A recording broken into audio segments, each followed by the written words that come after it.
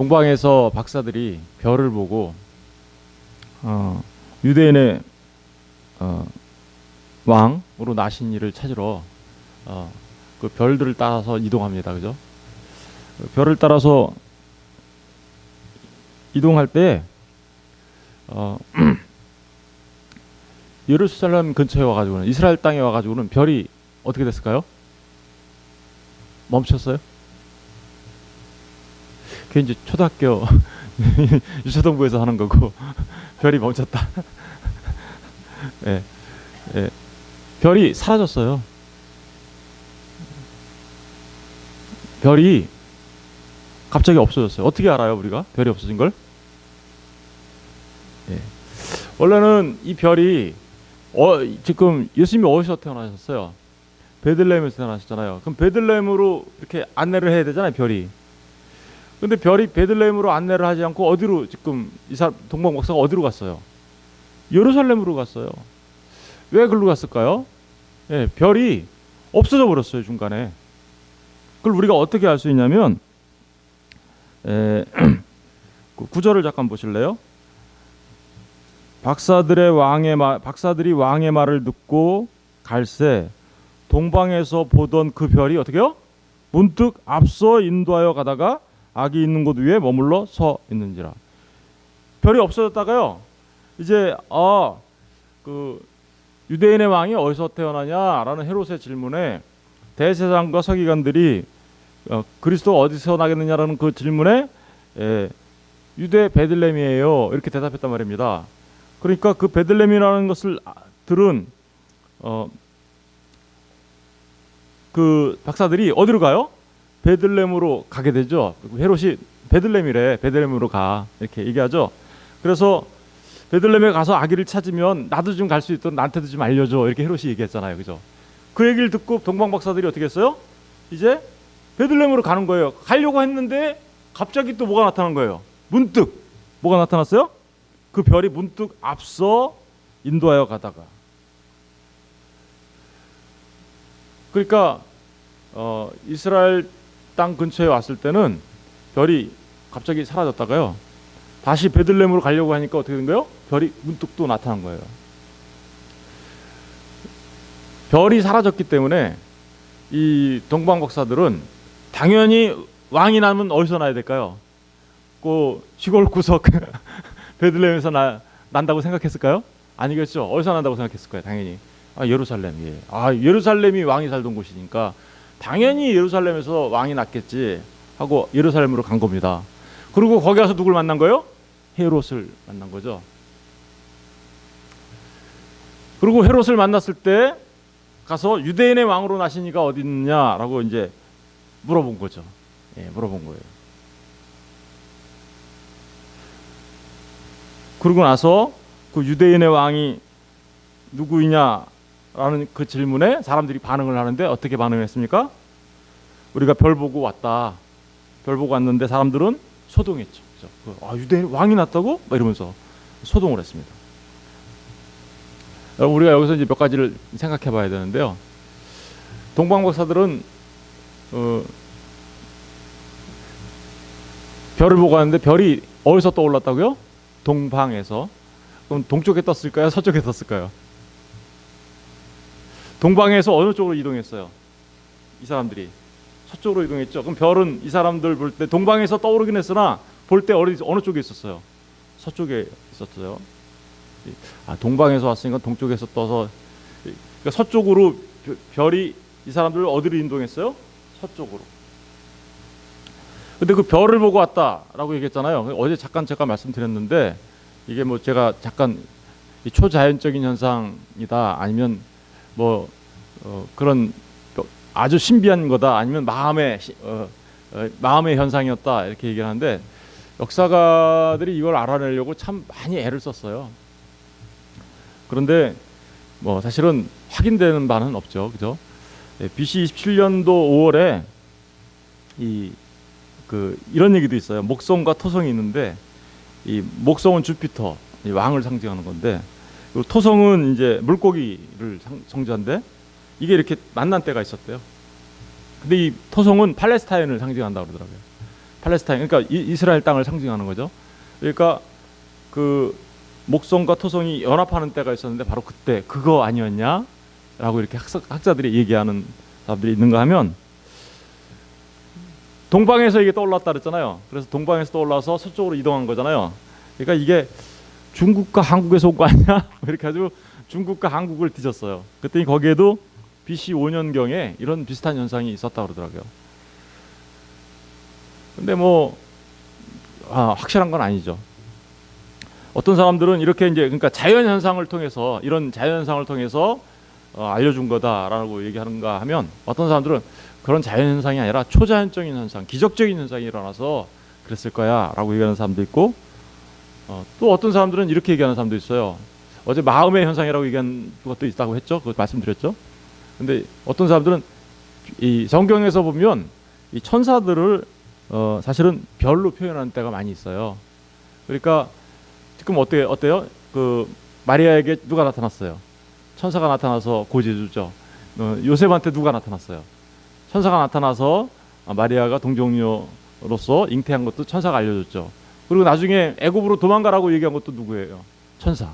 그러니까 아마 이게 천사를 별로 표현해서 이렇게 얘기한 거 아닌가라고 얘기하는 사람들도 있어요. 실제로 다니엘서 8장 10절에나 이런 데 가보면 천사를 별로 표현하는 데가 있기 때문에 그런 말씀을 근거로 해서 천사가 그랬을 거다라고 얘기하는 사람들도 있으나, 그 어느 것도 확실치는 않아요. 다만 이제 이 별이 의미하는 바가 무엇인지, 별을 보고 왔다 그러니까, 별을 보고 와서 어떻게 했어요? 유대인의 왕이 났다고 이제 지금 헤롯 왕한테 얘기한 거잖아요. 헤롯 왕한테 유대인의 왕이 났어요, 어디 계세요? 라고 와서 물어봤단 말입니다, 이 사람들이. 그러니까 이 별이 누구를 상징하는 거예요? 유대인의 왕을 상징하는 거였어요. 그죠? 그러면 그들은 왜 이렇게 유대인의 별을 보고 유대인의 왕을라고 얘기했을까? 어제 그 점성술에 관련된 건 어제 말씀드렸어요. 점성술은 악한 거다라고요. 그러니까 이것은 하나님께서 특별하게 그들로 하여금 어떻게 그 별을 보고 유대인의 왕이 났다는 것을 알 수 있도록 무엇인가를 계시해 주셨다라는 사실을 우리가 알 수 있어요. 그렇다면 이들은 어떻게 그걸 알았을까? 가장 유력한 학설은 이들이 어디서부터 왔다라는 거였어요? 바벨론에서부터 왔다는 거예요. 바벨론은 누가 많이 살았나요? 바벨론 포로로 잡혀갔던 유대인들이 굉장히 많이 살고 있었죠. 그럼 유대인들은 뭘 알고 있어요? 구약 성경을 알고 있는 거죠. 구약 성경을 알고 있는 유대인들에 의하여 이들은 구약 성경을 알았을 것이다. 특별히 그런 계시의 말씀을 받았을 거다. 어떤 계시의 말씀을 받았을까요? 그게 어제 제가 이제 말씀드리려고 했던 민수기 말씀입니다. 우리 민수기 한번 찾아볼게요. 민수기 24장.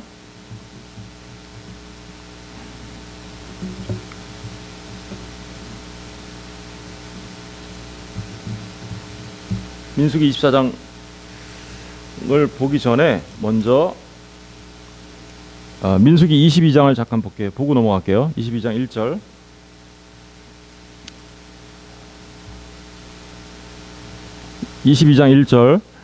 이스라엘 자손이 또 길을 떠나 모압 평지에 진을 쳤으니, 모압 평지에 이렇게 진을 쳤어요. 요단 건너편 곧 여리고 맞은편이더라. 십볼의 아들 발락이 이스라엘이 아모리인에게 행한 모든 일을 보았으므로, 그러니까 이게 이제 아모리 사람들과 전쟁에서 승리했던 그 모든 것들을 보았으므로 이런 뜻이에요. 모압이 심히 두려워하였으니 이스라엘 백성이 많음으로 말미암아 모압이 이스라엘 자손 때문에 뭐 했어요? 번민했다. 그래서 이제 보니까 이스라엘 백성들이 너무 많아요. 모압 땅 앞에 진차고 있는 그리고 그들이 그 아모리 왕들 옥과 이런 그런 사람들 다 이게 쳐서 멸망을 시켰기 때문에 그걸 다 알고 있는 이 모압 왕은 발락이죠. 모압행위 때 발락은 두려웠어요. 그래서 이 이스라엘을 저주하고 싶었어요. 그래서 누구를 부릅니까? 부올의 아들 발람을 부르는 거죠. 그래서 5절에 보세요. 그가 사신을 부올의 아들 발람의 고향인 강가 부돌에 보내어 발람을 부르게 하여 이르되, 보라, 한 민족이 애굽에서 나왔는데 그들이 지면에 덮여서 우리 맞은편에 거주하였고 우리보다 강하니 어떡하래요? 청하건대 와서 나를 위하여 이 백성을 뭐하래요? 저주해라. 그래서 이 모압 사람 발락이 그 무당이에요. 사실은 발람은 무당 같은 사람이죠. 그런 사람을 불러가지고 이스라엘을 저주하라고. 그래서 저주하려고 이제 누가 왔어요? 발람이 왔어요. 그런데 저주를 하려고 막 하니까 저주가 돼야 안 돼요. 안 되는 거예요. 이 사람이 하나님에 사로잡혀가지고 저주를 하려고 했는데 계속 뭐 하고 있어요? 축복을 하는 거예요. 축복을. 그래서 24장 가보세요. 24장 10절. 24장 10절을 보세요. 발락이 어떻게요? 발람에게 뭐 했대요? 노하여 손뼉을 치며 말하되, 이렇게 하는 거죠. 자꾸만 발락이 발람을 불러가지고 이스라엘을 저주하라 그랬더니 자꾸만 이 사람이 어떻게 하고 있어요? 이스라엘을 축복하니까 옆에 있던 발락이 에이 발람, 야 내가 너한테 저주하라 그랬더니 왜 자꾸만 축복하고 있는 거야? 이러면서 화를 냈다라는 거예요. 지금 이게, 예? 그죠? 손뼉을 치며 내가 그들을 부른 것은 내 원수를 저주하라는 것이었거늘 그대가 이같이 몇 번이나 축복했대요? 3번이나 축복하였다. 옆에 있던 발람의 행동을 보니까 발락이 열받은 거예요. 야 저주하라는데 왜 자꾸만 축복하고 있어? 이렇게. 그래서 그런데 이 발람은 어떤 상태였어요? 하나님한테 사로잡혀 있어. 하나님의 성령에 사로잡혀 있던 상태였어요. 예. 그러고 나서 예언을 합니다. 뭐라고 하냐면 15절을 보세요. 이제 15절부터 이제 내용이 중요합니다. 예언하여 이르기를 부올의 아들 발람이 말하며 눈을 감았던 자가 말하며 하나님의 말씀을 듣는 자가 말하며 지극히 높으신 자의 자식을 아는 자 전능자의 환상을 보는 자 엎드려서 눈을 뜬 자가 말하기를. 이거 누구라는 거예요? 자기가 지금 완전히 하나님한테 사로잡힌 자라는 걸 얘기하고 있어요. 그렇다고 이 사람이 뭐 하나님의 백성으로서 구원받은 하나님의 백성이라고 얘기할 수 없어요. 성령이 하나님께서 이렇게 전혀 다른 사람한테도 성령이 어떻게 돼요? 그러니까 이게 참 은사에 관련된 거기다 하지만 구원받지 못한 사람들도 하나님이 사용하실 수가 있어요. 하나님의 목적을 달성하시게. 그러니까 성령의 은사를 받았다고 해서 구원받았다고 얘기하면 큰일 납니다. 사실은 정말 중요한 건 은혜예요. 예? 예. 그런데 어쨌든 17절 보시면 내가 그를 보아도 이때 일이 아니며 내가 그를 보아도 가까운 일이 아니로다. 한 별이 야곱에게서 나오며 한 규가 이스라엘에게서 나서 모압 이쪽에서 저쪽까지 쳐서 무찌르고 또 셋의 자식을 다 멸하리로다. 그의 원수 에돔은 그들의 유산이 되며 그의 원수 세일도 그들의 유산이 되고 그와 동시에 이스라엘은 용감히 행동하리로다. 주권자가 야곱에게서 나서 남은 자들을 그 성읍에서 어떻게 해요? 멸절하리로다. 여기 보니까 발람이 예언을 하죠. 축복의 예언이에요. 누구한테 축복의 예언이에요? 이스라엘에 대한 축복의 예언. 그런데 이스라엘이 아닌 다른 이스라엘의 축복이 곧 다른 거에 대해서는 뭐가 되는 거예요? 심판이 되는 거죠. 왜 심판이 되고 있어요? 한 별이 야곱에게서 나서 한 별이 야곱에게 나왔는데 그게 누구래요? 19절에 보니까 주권자가 야곱에게서 나와서 이렇게 나오잖아요. 온 세상의 주권자가 야곱에게서 나와서 이스라엘에서 나와서 한 규는 뭐예요? 규는 왕을 상징하는 거죠. 왕이 나와서 이스라엘에게서 나와서 그러니까 이스라엘에게는 이 한 별, 한 왕이 나와서 그들에게는 축복이지만 다른 사람들 그러니까 모압과 에돔과 세일은 같은 거예요. 에돔과 세일 그리고 특별히 거기 보니까 17절 마지막 부분에 보니까 또 셋의 자식들을 다 어떻게 한대요? 멸하리로다. 여러분 별이 또 올라왔더니 어떤 일이 벌어지는 거예요? 예, 이스라엘은 축복을 받게 되는데 나머지 그 모압과 셋의 자식들과 에돔과 세일과 이런 사람들은 전부 다 멸절당하리라. 심판이 일어나는 거죠. 그죠? 이 내용을 이스라엘 백성들은 전부 다 구약 성경을 거의 다 알고 있었잖아요. 그런 자들이 이런 사람들을 통하여서 동방 박사들은 이 내용을 알고 있었다라는 게 학자들의 이야기입니다. 그런데 사실은 뭐 근거는 글쎄 진짜 알았을까라는 그런 부분에 대한 확실한 증거를 내놓을 수는 없어요. 다만 그들이 별을 보고 왔다라는 건 바로 이런 의미가 있었다라는 것을 지금 랩하고 있다라는 것을 우리가 알 수 있는 거예요. 그런데 여기서 좀 한 가지 우리가 생각하게 넘어갈 게 하나 있는데, 그게 무슨 얘기냐면 17절 마지막 부분에 보면 모압을 이쪽에서 저쪽까지 쳐서 무찌르고 또 셋의 자식들을 다 어떻게 해요? 멸한다. 여기 셋의 자식들이라고 돼 있는 사람들 있죠? 누굴까요? 이 사람들은 모압도 알겠고 에돔도 알겠고 세일도 알겠어요. 근데 셋은 누구예요? 셋이 왜 멸절당하지? 이런 생각 안 들어요? 셋이 원래 누구예요? 셋은 여기서 말하는 셋은 세트라고 하는데요. 그 가인과 아벨이 있었는데 가인이 누구를 죽였어요? 아벨을 죽였죠. 아벨을 죽이자 하나님께서 누구를 주셨어요? 아벨 대신에 셋을 줬잖아요. 그 셋이에요, 이게. 그 셋. 그러면 이 셋이 멸절당한다라는 말이 이해가 되세요? 안 되잖아요. 왜냐면 가인과 셋의 후손으로 이렇게 나눠져서 셋의 후손들이 구원받는다는 걸 우리 알고 있잖아요. 그렇죠? 창세기에서. 근데 이 사람들이 멸절당한다? 그러면 이게 앞뒤가 안 맞는데 이런 생각이 들잖아요. 그래서 이 부분을 생각해 봐야 되는데요. 사실은 이 부분이 지금은 셋의 자식들로 이렇게 번역이 되어 있지만 이게 지금 뭐예요? 개역 개정이죠. 옛날에는 개역 뭐였어요? 개역 성경이라고 돼 있었죠. 그 개역 성경을 보시면요, 뭐라고 번역되어 있냐면요, 셋의 자식들을 다 멸하리로다 이렇게 안 돼 있고요, 소동하는 자들을 다 멸하리라 이렇게 돼 있어요. 뭐 하는 자들? 소동하는 자들을 다 멸하리라. 예레미야서 우리 한번 가서 볼게요. 예레미야서 48장.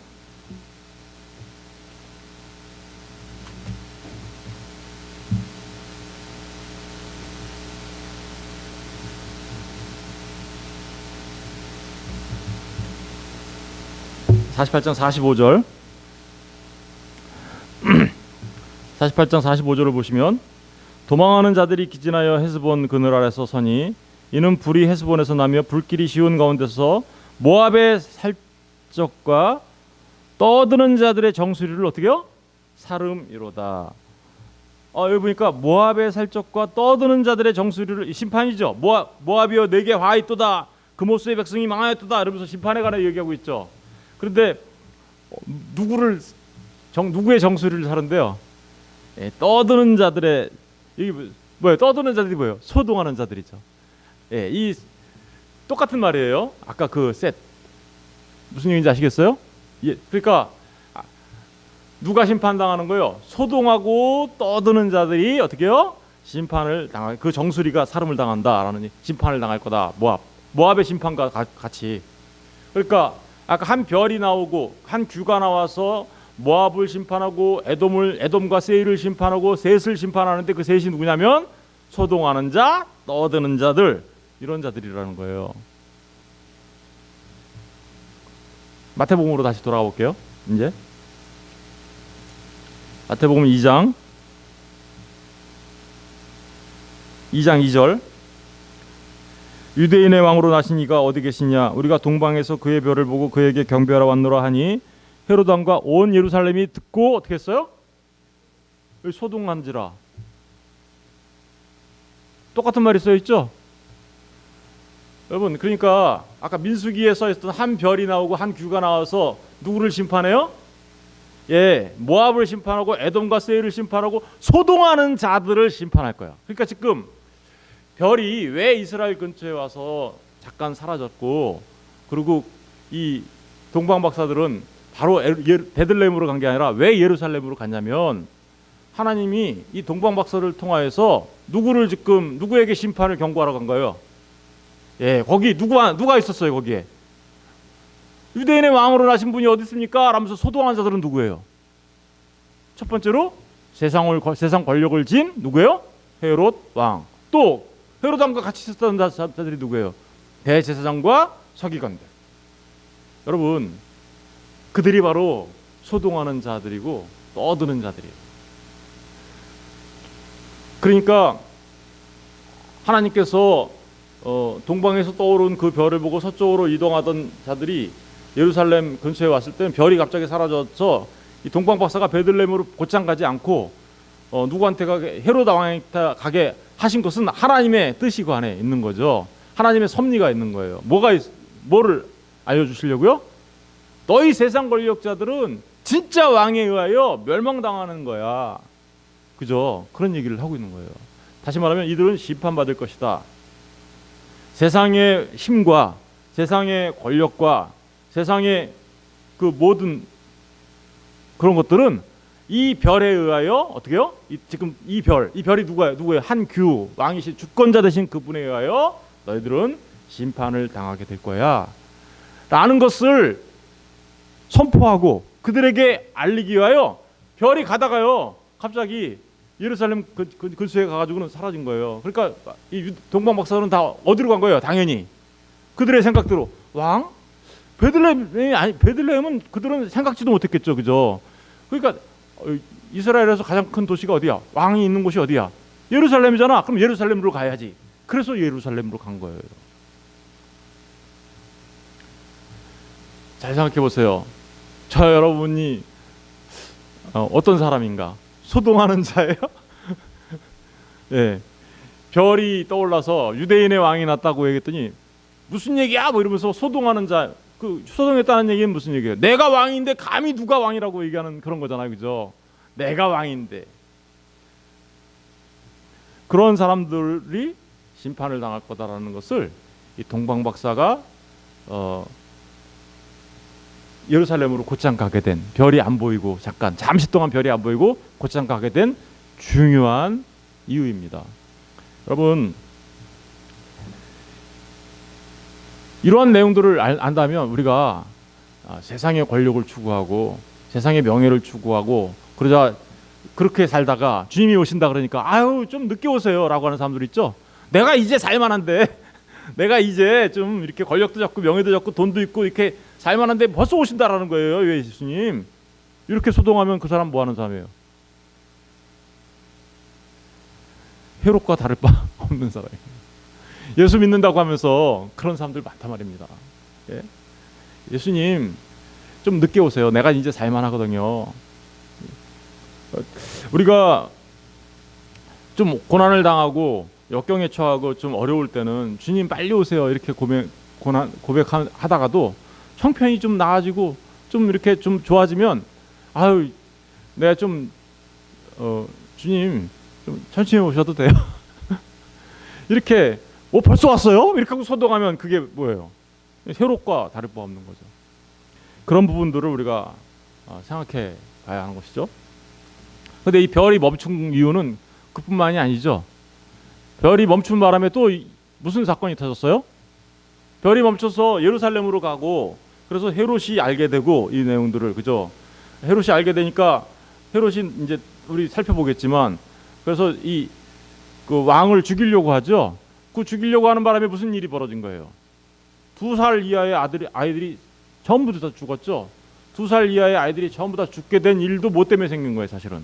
이 별이 잠시 눈에 안 보여가지고 동방 박사들이 누구한테 간 거예요? 헤롯한테 간 그 일 때문에 사실은 그 2살 이하의 아이들이 다 죽게 돼요.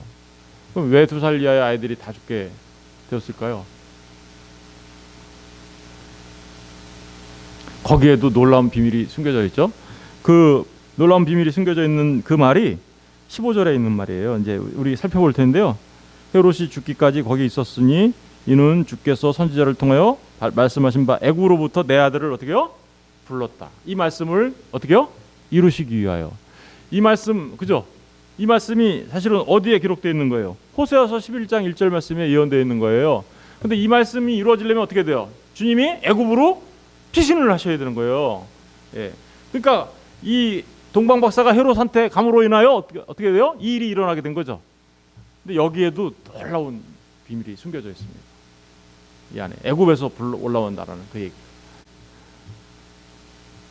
모세가 태어났을 때 어떻게 됐어요?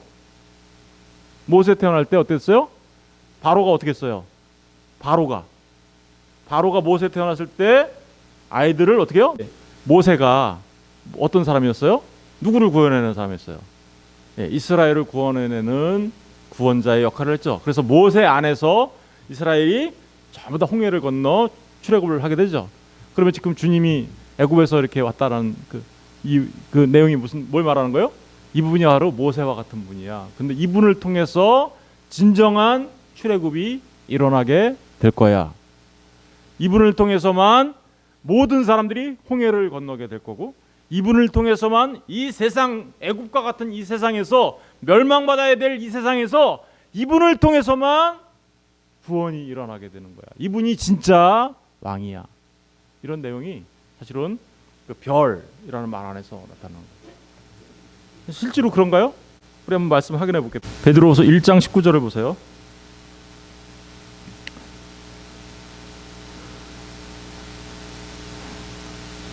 우리 다시 한번 읽어볼게요. 시작.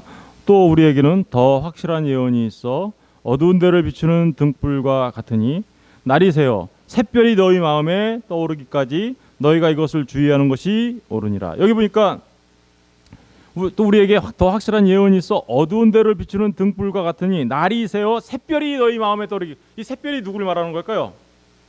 그렇죠. 예수 그리스도를 말하는 거예요. 이 별이 너희 마음에 떠오르기까지. 그분이 우리의 그 구원자라는 것을 이 말씀을 통해서 우리에게 알려주고 있으니까 그 말씀들이 너희들이 배울 때, 너희가 이거 들을 때 누가 떠올라야 돼요? 우리한테는 샛별이 떠올라야 된다고. 샛별이. 누구? 샛별 되신 분 누구? 예수 그리스도. 요한계시록도 가서 볼게요. 요한계시록 22장.